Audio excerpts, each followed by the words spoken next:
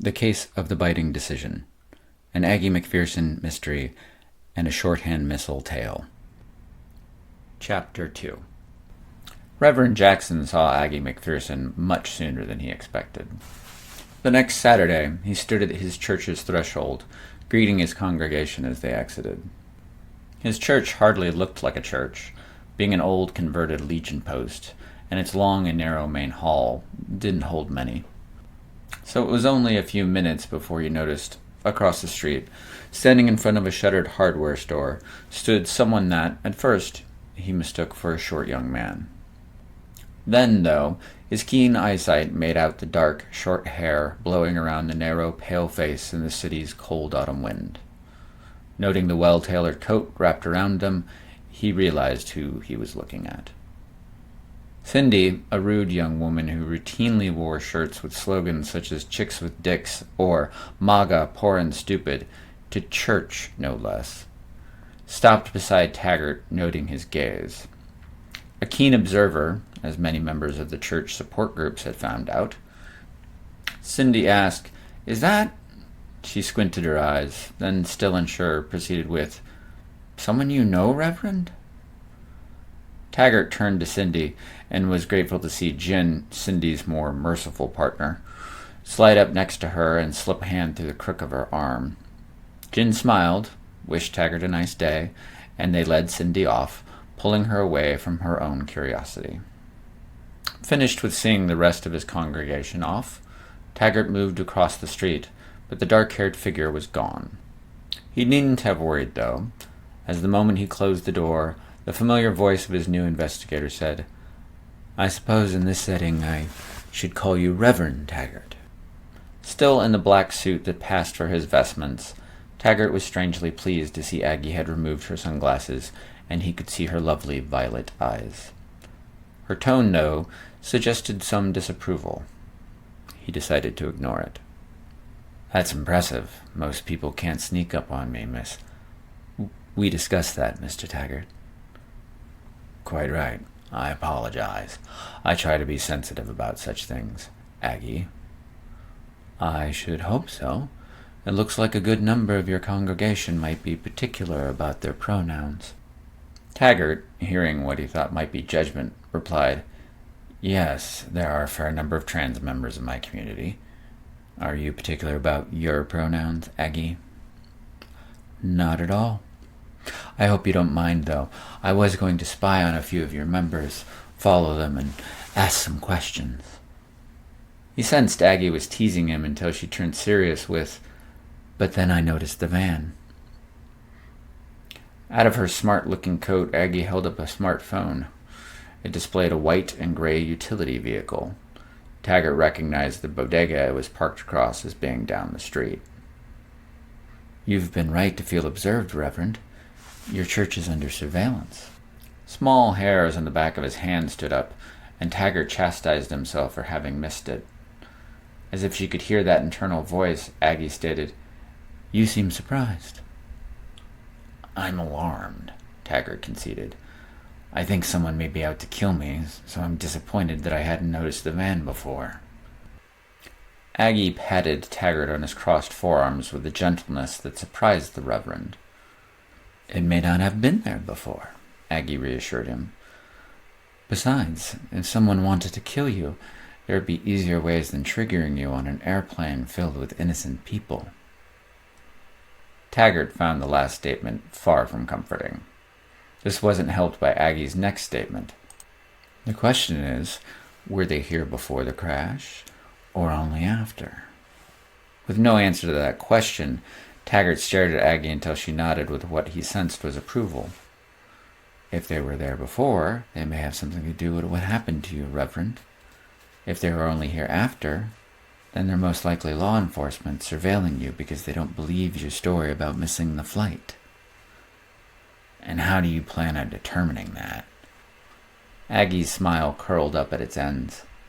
"I'm going to ask, of course." When the police showed up at the front of the church, lights flashing, Taggart thought they had come for him. After her mysterious mission statement, Aggie had disappeared as quickly and as easily as she had arrived. Not wanting to drag anyone else into his trouble, Taggart moved to go out front and greet the police. Or surrender, depending on what they wanted. The very idea of being put into a cage against his will made Taggart's long hands itch and his teeth ache, his body reminding him that he could tear through whatever forces men had aligned against him. He breathed deep, thought of the sweat lodge of his mother's guided meditations, and stood still until he was certain of his control. Reverend Taggart was surprised, an increasingly frequent thing of late, which he decided he was not enjoying, when the polite but quick and stern police officer, uniformed in tactical gear and clearly not fucking about, led a squad of similarly equipped men into the vestibule. Taggart felt the hair on his back rankle as the officer held up a badge, but this turned to lightning as the policeman explained, "Sir, there's been a credible bomb threat. Is there anyone else in the building?" Taggart said there wasn't, and allowed himself to be led outside. As they moved, the officer, his name tag identified him as Henry, asked permission to search the church. Out in the fresh air, Taggart felt himself breathe easier and nodded, knowing there wasn't anything illegal in the church, and almost certainly no bomb. It was only when Henry left him to be questioned by one of his juniors that Taggart heard Aggie's voice again. "Whatever is going on, Reverend?"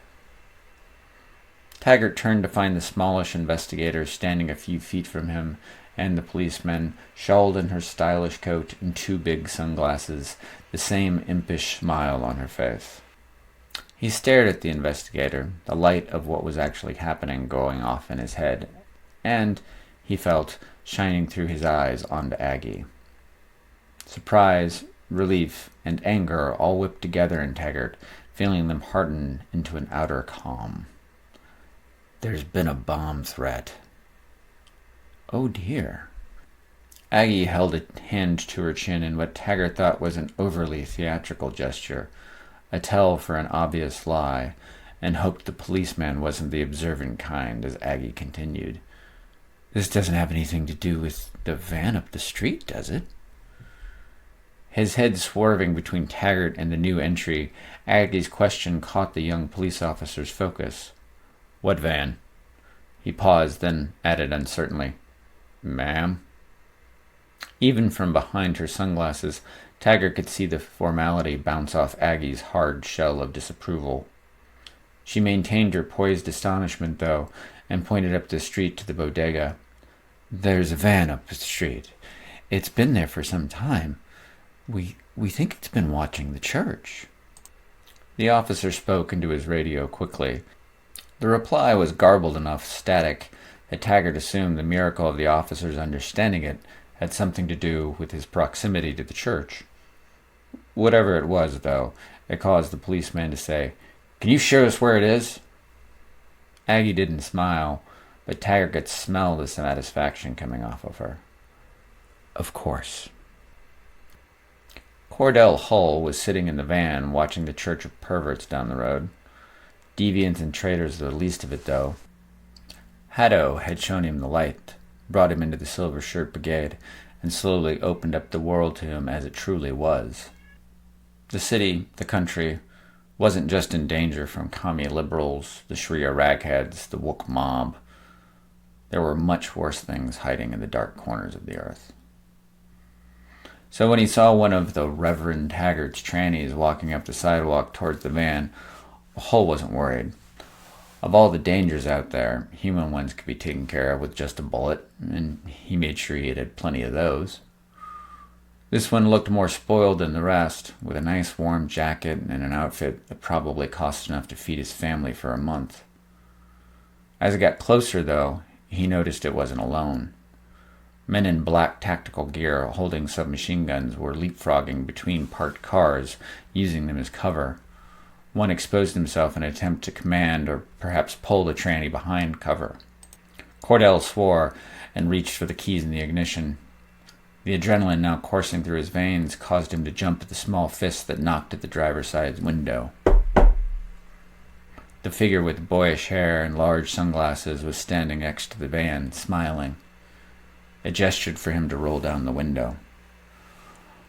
Hull checked his rearview mirror to see the police, as usual, were moving with more caution, but weren't far behind.